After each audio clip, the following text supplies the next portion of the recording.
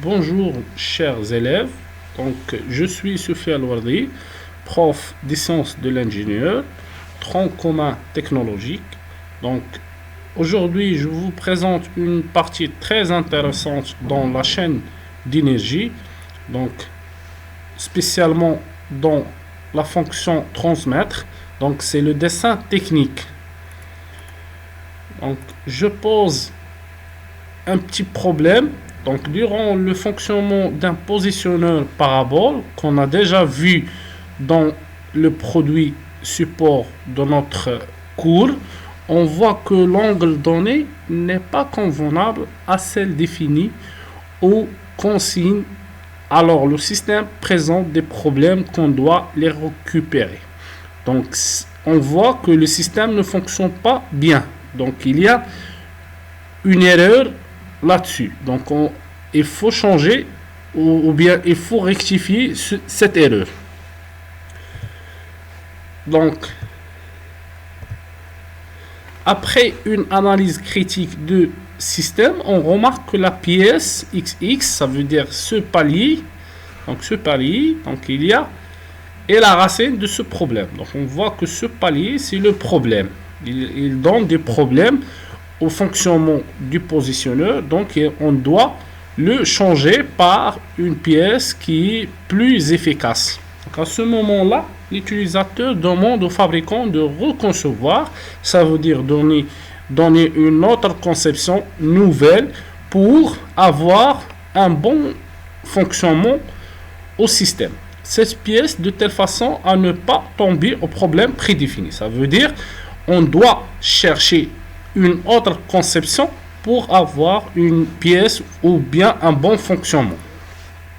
Donc, cependant, le fabricant exprime ses objectifs par un dessin technique où on voit les modifications réalisées sur la pièce. Donc, pour exprimer le changement dans la pièce, on doit faire un dessin technique pour voir les modifications, ces modifications, bien cette conception, cette nouvelle conception, pour comprendre le fonctionnement ou bien les changements donnés.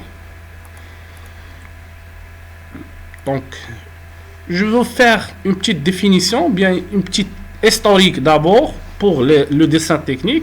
Donc, on voit ici un dessin technique de quoi? D'une machine volante avec des ailes.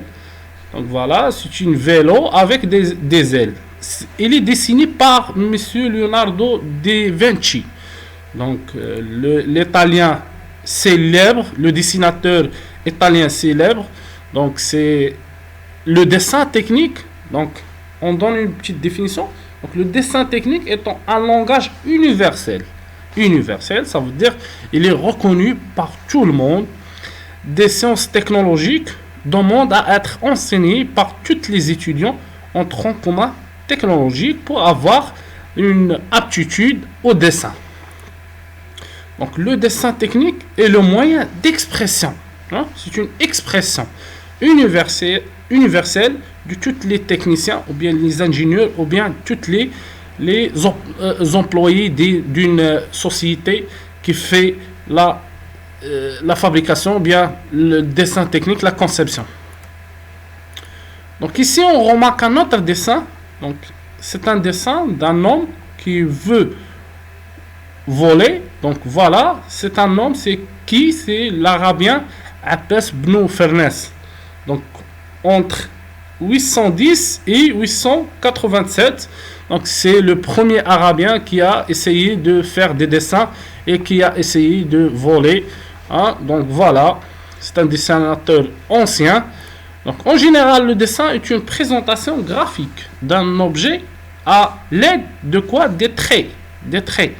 Donc, des traits à main levée ou bien avec les règles. Donc, le dessin technique est l'art. C'est un art de représenter graphiquement des volumes ou objets sur des surfaces planes. Telles que la table ou bien les feuilles de dessin. Un moyen de tracer formé uniquement de lignes droites, juste des lignes droites, bien des courbes, ou bien brisé. Ça veut dire il y a un angle entre les lignes. Brisé, ça veut dire il y a un angle entre les lignes. Et continu. Continu, ça veut dire on ne peut pas stopper. C'est continu. Ou interrompu. Interrompu, ça veut dire il est coupé pour faire des points tirés ou quoi comme ça. Donc les normes du dessinateur donc, sont des règles définies et diffusées par qui? Par AFNOR. C'est qui cette AFNOR? C'est l'Association française de normalisation. C'est une association française de normalisation qui a fait les normes, les bases, les règles de dessin pour être universelles pour tout le monde. Donc, le matériel du dessinateur, donc le dessinateur a besoin de quoi? Du papier à dessin dont la caractéristique principale est le gramme par mètre carré. Donc, on voit ici du papier, donc il a besoin de papier pour dessiner son dessin. Donc, des règles plates graduées. Donc, des règles pour tracer les traits.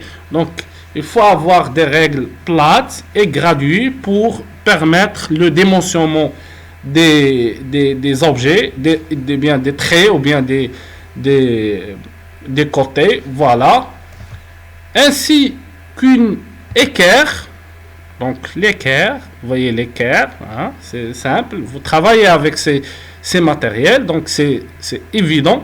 Donc à 45 degrés et 60 degrés. Ça veut dire 45 degrés et 60 degrés. Donc des porte-mines au lieu des crayons. Donc dans le dessin professionnel, ou bien le dessin pour être professionnel de dessin, donc on ne peut pas utiliser le crayon. Donc il faut utiliser le porte-mine, ou bien la porte-mine. Voilà. Donc les porte-mines, donc ça dépend. Donc on donne des caractéristiques pour les mines, donc les duretés des mines